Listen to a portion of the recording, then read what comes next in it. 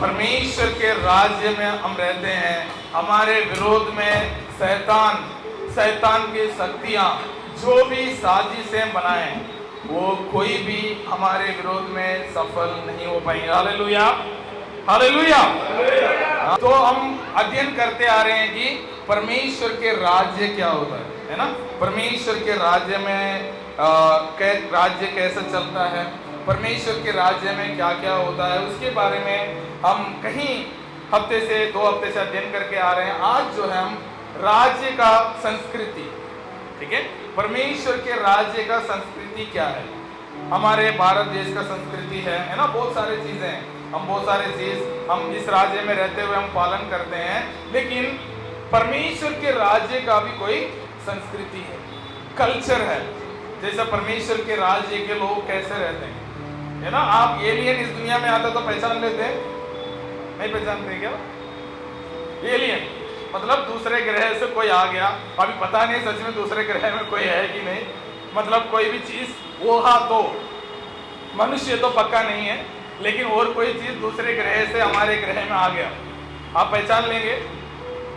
हाँ पहचान लेंगे। क्यों? क्योंकि उनका चाल चलन, उनका कैरेक्टर, उनका संस्कृति जो है अलग होगा। तो हम परमेश्वर के राज्य के लोग हैं। हाँ, हम कहाँ के लोग हैं?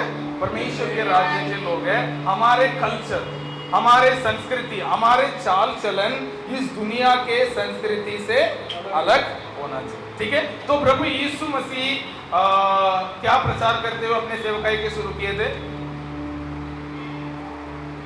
हाँ, यीशु मसीह क्या प्रचार करते हुए अपने सेवकाई को शुरू किए थे? हाँ, परमेश्वर मन फिराओ, परमेश्वर के राज्य में निकट, परमेश्वर राज्य निकट है। कहाँ लिखा है? मत्ती रचित सुसमाचार अध्याय 4 का 17, ठीक है? उसके बाद यीशु मसीह एक और जगह में बताया था, पढ़िए मत्ती रचित सुसमाचार अध्याय 9 का 35। मत्ती रचित सुसमाचार अध्याय 9 का 35 में क्या लिखा है? पढ़िए। यीशु जब सब नगरों और गांवों में फिरता रहा। हाँ, सब नगरों और गांव में फिरता रहा और उनके आराधनालयों में उपदेश करता। हाँ, और राज्य का सुसमाचार प्रचार करता। हाँ, और हर प्रकार की बीमारी और दुर्बलता को दूर करता रहा। हालेलुया। यीशु मसीह जहां पर भी, कलीसिया में भी, मतलब आराधनालय में भी, गलियों में भी, मोहल्ले में भी वो जाते थे, क्या प्रचार कर रहे थे?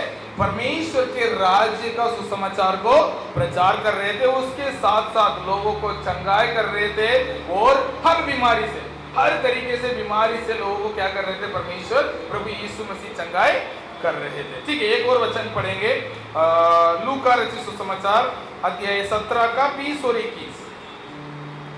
लूका रचित सुसमाचार अध्याय 17 का 20 और 21।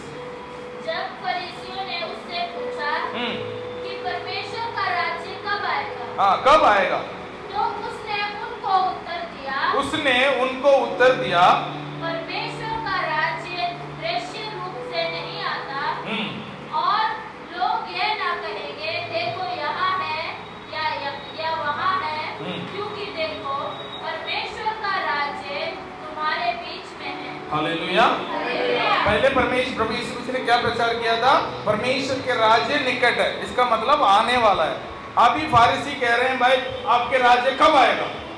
तो यीशु मसीह ने बोला वहां आ रहा है, यहाँ आ रहा है, मत धोखे में मत रहो, परमेश्वर के राज्य ऑलरेडी आपके बीच में है। कैसे? जहां यीशु मसीह जा रहे थे, जहां राजा जाता है वहां उसके राज्य है। जहां पर राजा जिस देश को आक्रमण कर लेता है, उस देश उसका किसका हो जाता है? उसका हो जाता है। जहां आप रहते हैं वो आपके राज्य है, वहां परमेश्वर के राज्य आ जाता है। इन्होंने क्या कहा? आपके बीच में परमेश्वर के राज्य में। इसका मतलब हमारे बीच में परमेश्वर के राज्य है। हम जहां पर भी जाते हैं परमेश्वर के राज्य को वहां क्या करते हैं? रिप्रेजेंट करते हैं। रिप्रेजेंट करना मतलब प्रस्तुत करना। जहां पर भी हम रहते हैं हम क्या करते हैं? परमेश्वर के राज्य को प्रस्तुत करते हैं। तो परमेश्वर के राज्य कहाँ है? ये मत बोलना है कि वहां है यहाँ है। जहां आप हैं वहां परमेश्वर के राज्य में। यीशु मसीह वही कह रहे थे, वो मत कहो इधर है उधर है, लेकिन आपके बीच में है। तो आप 4 लोग बैठे हैं तो क्या चल रहा है? परमेश्वर के राज्य का मीटिंग चल रहा है। आप डिस्कस कर रहे हैं कि आप निर्णय लेते हैं परमेश्वर के राज्य में क्या होना चाहिए, क्या नहीं होना चाहिए। तो परमेश्वर के राज्य हमारे बीच में है। एक और वचन पढ़िए, कोलोसियों अध्याय 1 का 13।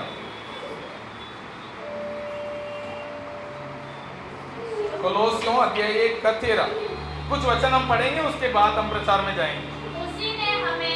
उसी ने हमें अंधकार के वन से छुड़ाकर अंधकार के वन से हमें छुड़ाया, अपने प्रिय पुत्र के राज्य में प्रवेश कराया। अपने प्रिय पुत्र के राज्य में प्रवेश कराया। हमें क्या किया? हम पहले अंधेरा में थे, अंधकार में थे, परमेश्वर से दूर थे, हमें वहां से छुड़ाकर कहां पहुंचाया? हाँ, अपने पुत्र के राज्य में। तो उसके पुत्र, पहले हम कहां थे? यही थे ना? हमें छुड़ाया और कहां पहुंचाया? हम यही हैं, लेकिन हमें क्या बना दिया? उस देश के वासी से इस देश का, परमेश्वर के राज्य का वासी, परमेश्वर के प्रभु यीशु मसीह के संतान बनते ही हम परमेश्वर के राज्य का वासी बन जाते हैं। तो हम जगह तो नहीं बदले हैं, लेकिन राज्य हमें हमारा बदल गया है ना। लोग आज हमारे भारत देश को कोशिश करते हैं कि हमें किसी का राज बनाना है, ठीक है, लेकिन परमेश्वर कहते हैं कि हमें परमेश्वर के राज्य को स्थापना करना है, ठीक है। उसके बाद हम एक और वचन पढ़ेंगे, वचन संहिता अध्याय 145 का 13। सब लोग, कोई भी पढ़ सकता है, वही पढ़ना है ऐसा नहीं है। जो जल्दी उठाएगा, जल्दी निकालेगा, तुरंत पढ़िए। वचन संहिता अध्याय 145 का 13। तेरा राज्य युग युग का है और तेरी प्रभुता सब पीढ़ियों तक बनी रहती है। हालेलुया। तो परमेश्वर के राज्य कहाँ का है? युग युग का है। युग युग चलते रहेगा, लेकिन बदलते रहेगा युग, लेकिन परमेश्वर के राज्य क्या होते रहेगा? चलते रहेगा। और उसके प्रभुता, प्रभुता मतलब परमेश्वर के राजदंड, वो पीढ़ी पीढ़ी तक, हमारे दादा से, दादा का दादा से अभी तक चलते आ रहा है, और आगे भी परमेश्वर के राज्य क्या होते रहेगा? चलते रहेगा, ठीक है। एक और वचन पढ़ेंगे, उसके बाद हम आज का वचन में जाएंगे। प्रेरितों का काम अध्याय 1 का 3, ठीक है। यीशु मसीह अपने शुरुआत के समय में परमेश्वर के राज्य को प्रचार किया, अपने बीच में भी सेवकाई में भी परमेश्वर के राज्य के बारे में प्रचार करते रहा। अभी मर के जी उठ गए, उसके बाद यीशु मसीह ने क्या किया? पढ़िए। उसने दुख उठाने के बाद बहुत से पक्के प्रमाण हो से अपने आप को उन्हें जीवित दिखाया, और 40 दिन तक वे उन्हें दिखाई देता रहा, और परमेश्वर के राज्य की बातें करता रहा। हालेलुया। वो जी उठने के बाद भी 40 दिन तक क्या प्रचार करते रहे? परमेश्वर के राज्य के बारे में प्रचार करते हैं। आजकल हम कलीसिया में देखते हैं पाप नरक, पाप का दंड, वो यही प्रचार होता है।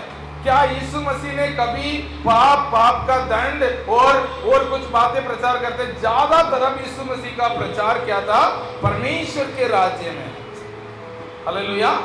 मैं ये नहीं कह रहा हूं कि पाप और उसके मजदूरी के बारे में हमें बात नहीं करना चाहिए, वो बात करना चाहिए। पाप का मजदूरी मृत्यु है, लेकिन हमें परमेश्वर ने उस पाप के मजदूरी से छुड़ाया है ना, मृत्यु से हमें छुड़ाकर ऑलरेडी अब उनके राज्य में हमें प्रवेश करा दिया है।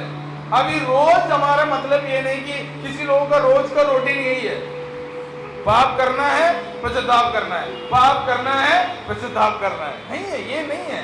परमेश्वर के राज्य वो नहीं है। परमेश्वर के राज्य को हम इस पृथ्वी में कैसा स्थापना करेंगे?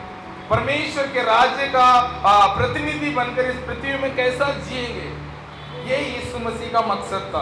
उन्होंने अपने राज्य को स्थापना करने के लिए इस दुनिया में आया, और हमने पिछले हफ्ते एक वचन पढ़ा था, जब तक वो मकसद पूरा नहीं होगा, जब तक ना यीशु मसीह दोबारा आएंगे और इस पृथ्वी का अंत भी नहीं होगा।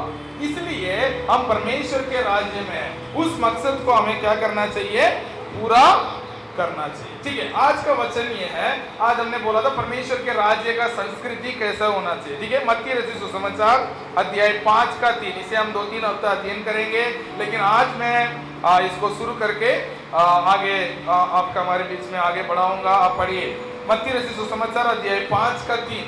धन्य है वे जो मन के दीन है, धन्य है वे जो मन के दीन है, क्योंकि स्वर्ग का राज उन्हीं का है। क्योंकि स्वर्ग का राज उन्हीं का है। हालेलुया। यदि हम सही इसमें आत्मा में दीन होना, ठीक है, आत्मा में हमारे भाषा में तो लिखा गया है कि गरीब होना। इसमें आत्मा में गरीब होना। हम क्या होते हैं, आत्मा में अमीर है, हाँ, आत्मा में हम सोचते अरे मेरे को तो सब कुछ आता है, लेकिन शरीर में क्या है, गरीब है। लेकिन वचन कहती है शरीर में इस पृथ्वी में रहते हुए हमें अमीर रहना है, लेकिन आत्मा में गरीब होना। इसका मतलब क्या है, वो है मतलब आत्मा में मैं कुछ नहीं हूं, परमेश्वर के अनुग्रह के बिना मैं कुछ नहीं कर सकता हूं। अपने आप को परमेश्वर के समूह में क्या करना, नम्र करना, परमेश्वर के समूह में हमारे जीवन को सौंपना। कई बार हम सोचते, हमारे मन में लगता है कि अरे मैं तो इतने साल से मसीह हूं, मैं कुछ बन गया हूं। नहीं, जब भी हम परमेश्वर के उपस्थिति में जाते हैं नम्र होकर, आत्मा में, बाहर लोगों को दिखाने में नहीं, अरे इस व्यक्ति तो हमेशा प्रार्थना करते रहता है, उसमें भी हम आते हैं। हम लोगों के प्रति भी नम्र होना चाहिए, लेकिन आत्मा में दीन होना, अपने आप को क्या करना, दीन करना, वो है परमेश्वर के क्या कहता, परमेश्वर के राज्य उनका है। तो परमेश्वर के राज्य का पहला संस्कृति क्या है, कल्चर क्या है, उनको मन में, आत्मा में दीन होना। प्रभु यीशु मसीह इस दुनिया में रहते थे, वो आत्मा में दीन थे। अपने यीशु मसीह का अंतिम समय में वो देखते उन्होंने क्या किया, परमेश्वर हो सकता है तो इस कटोरे का मुझसे हटा लो। यीशु मसीह के बाद उतना सामर्थ्य था कि वो हजार लाखों स्वर्गदूत को बुला के उन सबको खत्म कर सकते थे, लेकिन उन्होंने क्या किया, आत्मा में वो दीन थे। वो कहते थे कि नहीं, मेरा इच्छा नहीं, किसका इच्छा पूरा होना चाहिए, परमेश्वर का इच्छा पूरा होना चाहिए। उन्होंने अपने आप को दीन किया। उन्होंने क्या कहा, परमेश्वर मेरा इच्छा नहीं है, आपका इच्छा मेरे जीवन में पूरा हो। हालेलुया। हाँ, इसको लोग उल्टा समझ लेते हैं। कब ये वचन बोलते हैं, ये वचन हमें भी बोलना चाहिए, परमेश्वर मेरा इच्छा नहीं, आपका इच्छा मेरे जीवन में पूरा हो। इस वचन को कब बोलना चाहिए, लोग कब बोलते हैं बताइए, जब बीमार हो जाते हैं। हाँ, जब बीमार हो जाते हैं क्या बोलते हैं, परमेश्वर मेरा इच्छा नहीं, आपका इच्छा मेरे जीवन में पूरा हो। वो वचन इस समय में इस्तेमाल करने का नहीं है। परमेश्वर का इच्छा कभी ये नहीं है कि हम बीमारी में रहें। परमेश्वर का इच्छा है हम स्वस्थ रहें, हमारे शरीर में कोई भी कमी ना रहे, ये परमेश्वर का इच्छा है। परमेश्वर की इच्छा तब हमें बोलना चाहिए जब हम प्रार्थना में आते हैं, परमेश्वर मैं मेरे जीवन को क्या करता हूँ, आपके हाथ में सौंपता हूँ, मेरे जीवन में आपका इच्छा पूरा हो, मेरे इच्छा नहीं है ना। जो निर्णय हम लेने वाले हैं, उस निर्णय लेने का समय में परमेश्वर आप क्या चाहते हैं मेरे जीवन में, इसे कहते हैं परमेश्वर के प्रति आत्मा में नम्र होना। निर्णय सब हम ले लेते हैं, निर्णय सब हम ले लेते हैं, उसके बाद परमेश्वर जो होगा आप देख लेना, वो नहीं है। वो क्या है, घमंड है, आत्मा में घमंड होना। लोग सामने, कई सारे लोग हैं सामने देखने के समय में क्या है, बहुत नम्र रहते हैं, लेकिन उनके मन में एक आत्मिक घमंड रहता है, अरे मैं तो परमेश्वर का बहुत नजदीक हूं, मेरे जैसा इस दुनिया में कोई परमेश्वर के नजदीक में नहीं है। वो है आत्मिक घमंड। परमेश्वर कहता है कि आप स्वर्गीय राज्य में परमेश्वर चाहते हैं कि स्वर्गीय राज्य में प्रवेश करना है तो आपका मन, हमारे मन बच्चों के समान होना चाहिए। किसके समान? बच्चों के समान। लोग कहते हैं ना बच्चे, मन को आप कुछ भी कह दो, फिर भी थोड़े देर के बाद क्या करते हैं, आपके पास दौड़ के आते हैं। टिया को मैं डांट दिया, कभी 2 चाटा भी लगा दिया, फिर भी थोड़ा देर के बाद क्या होती है, वो मेरे पास दौड़ के आती है। ये याद नहीं रखते कि पापा ने मुझे मारा, मैं उनके पास नहीं जाऊंगा। इसका मतलब मैं ये नहीं कह रहा कि परमेश्वर आपको मारेंगे, आप उनके पास वापस आ जाना, नहीं है। हम बड़े हैं, परमेश्वर के राज्य में हैं। जो भी निर्णय हमारे जीवन में लेते हैं, हम क्या अपने मर्जी से नहीं, हमारे जीवन को परमेश्वर के हाथ में सौंपते हैं। परमेश्वर, मैं मेरे मन में आपके लिए पहला स्थान देना चाहता हूँ, मेरे जीवन में आपके लिए पहला स्थान देना चाहता हूँ। ऐसे करके और जब हम हमारे जीवन को परमेश्वर के हाथ में अर्पण करते हैं तो हमारे कल्चर क्या होता है, बिल्कुल अलग होता है। लोग के सामने हम नम्र नहीं है, लेकिन परमेश्वर के सामने हम क्या करते हैं, अपने आप को नम्र करते हैं। वचन में एक कहावत है, जो परमेश्वर के समूह में अपने आप को नम्र करता है वो किसी के सामने झुकने का जरूरत नहीं पड़ेगा। जो परमेश्वर के समूह में आत्मा में नम्र है, जो आत्मा में दीन है, जो आत्मा में क्या है, गरीब है, वो इस पृथ्वी में कभी गरीब नहीं रहेगा। इस पृथ्वी में रहते हुए परमेश्वर के हर आशीषों को वो अनुभव करेगा। क्यों? क्योंकि वचन कहती है कि जो मन के दिन है वो परमेश्वर के राज्य उनका है।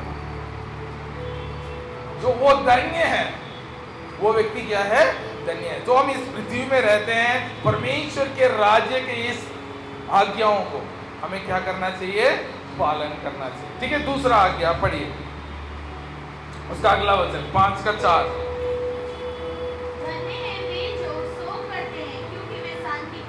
हालेलुया। धन्य है वे जो शोक करते हैं, वो क्या पाएंगे, शांति पाएंगे। परमेश्वर के राज्य के प्रति यदि आपको दुख उठाना पड़ता है, परमेश्वर के राज्य में आने की वजह से आपको कष्ट उठाना पड़ता है, दुख उठाना पड़ता है, ये पैसा की दुख ही नहीं है। पैसा की कमी की वजह से तो दुख आता है, वो वाली दुख नहीं है। परमेश्वर के नाम के वजह से आप यीशु मसीह के पीछे हो गए हैं, परमेश्वर के राज्य में आप चलते हैं, उस वजह से आपको कोई दुख उठाना पड़ता है, कोई तकलीफ आपके जीवन में उठाना पड़ता है। वचन क्या कहती है, आप धन्य हैं। और आगे क्या लिखा है, जो शोक करते हैं वो क्या करेंगे, वो क्या करेंगे, शांति पाएंगे। हालेलुया। वो इस पृथ्वी में रहते हुए हम हर बात को स्वर्ग में रखना नहीं चाहिए। अरे इस भूमि में, इस पृथ्वी में रहते हुए तो हम दुखी तो रहेंगे, लेकिन शांति कब पाएंगे, स्वर्ग में जाके। नहीं है। यीशु मसीह ने बोला, मैं आपके लिए अपने शांति, पता नहीं है क्या, मैं आपके लिए अपने शांति छोड़ के जाता हूं। मैं तुम्हें शांति दिए जाता हूँ, अपनी शांति तुम्हें देता हूँ। हाँ पढ़िए। जैसे संसार देता है मैं तुम्हें नहीं देता, तुम्हारा मन व्याकुल ना हो और ना डरे। क्या है, मैं अपने शांति तुम्हारे लिए दिए हुए जा रहा हूँ। ये यीशु मसीह दुनिया को छोड़कर जाने से पहले वो कहते हैं कि मैं अपने शांति, जो व्यक्ति क्या होता है, दुख उठाता है यीशु मसीह के वजह से। कई बार आपको सुनना पड़ता होगा, हाँ आप यीशु मसीह के पास क्यों चले गए, हमारे धर्म में क्या कमी रह गई थी, हाँ क्या ये तो आपने गलत कर लिया। बहुत सारी चीज आपको सुनना पड़ता होगा, लेकिन परमेश्वर का वचन कहते हैं इस वजह से आपको दुख उठाना पड़ता है, आप धन्य हो, क्योंकि परमेश्वर का शांति वो आपको मिलती है ना, परमेश्वर के राज्य में रहते हो। तीसरा, एक और पढ़ के हम प्रार्थना में जाएंगे। पढ़िए तीसरा, 5:5।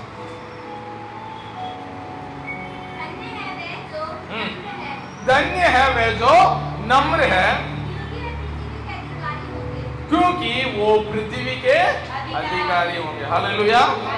वचन में कहते हैं कि जो इस पृथ्वी में बड़ा रहना चाहता है उसे क्या बनना पड़ेगा?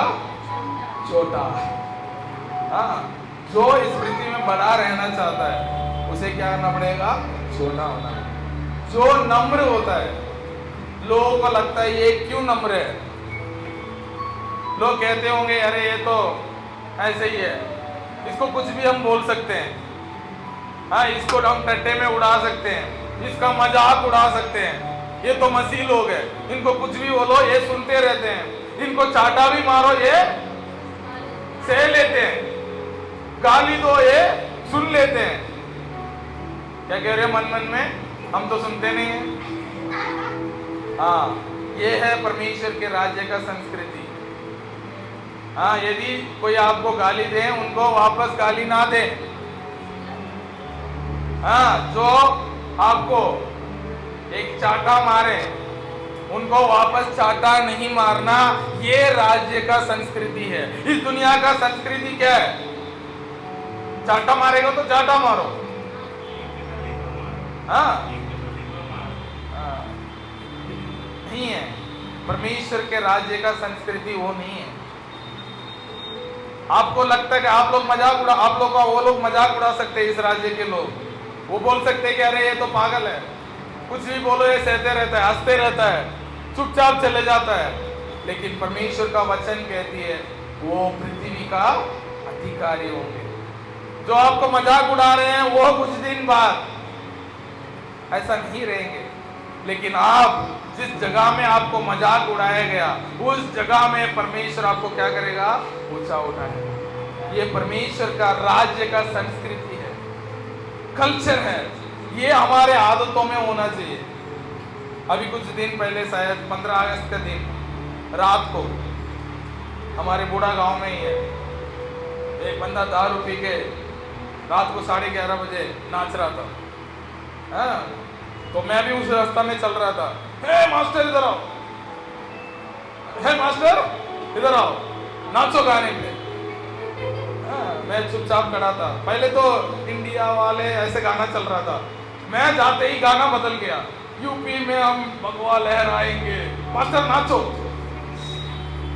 मेरे को बहुत अजीब लगा, मैं कुछ नहीं बोला, ऐसे खड़ा रहा। और दूसरा बंदा वहां जो बैठा था वो बोल रहा है अरे तो मास्टर इनको छोड़ दो, ऐसा बोला था। फिर मैं उठ के वहां चला गया था, आगे घर पे चला गया था।